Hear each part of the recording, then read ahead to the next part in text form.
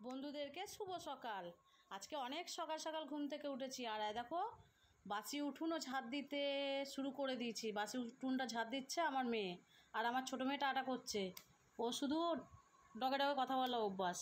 আর সকালবেলা দেখো নয়নতারা ফুলগুলো কত সুন্দর ফুটে আছে, আর একটু বেলা হলে সবাই তুলে নেবে, এতগুলো বাড়িতে ভাড়া থাকে। আর দেখো ওয়েদারটা কীরকম মেঘলা ওয়েদার, তার মধ্যেই আমার এক বালতি কাঁচা, এক বালতি দেখো কেচে নিয়ে চলে এসেছে। এবার এগুলো মিলবো, এবার শুকালে যতটা পারবে শুকাবে, আর না শুকালে নিচে মিলে দিতে হবে।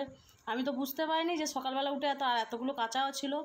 আর আমার মেয়ে কী করলো, গাছ থেকে ফুলগুলো তুলে নিচের মধ্যে ফেলে নষ্ট করতে শুরু করে দিল, খেলা করবে। আর দেখো হাতে করে ফুলগুলো কিভাবে ছড়াবে, দেখো একটা একটা করে নেবে আর ছড়াবে। দেখো তা আমি চলে এলাম সবজি ধুতে। সকাল সকাল সবজিটাকে ধুয়ে রেখে দিলাম, বাজার থেকে সবজি নিয়ে এসেছি।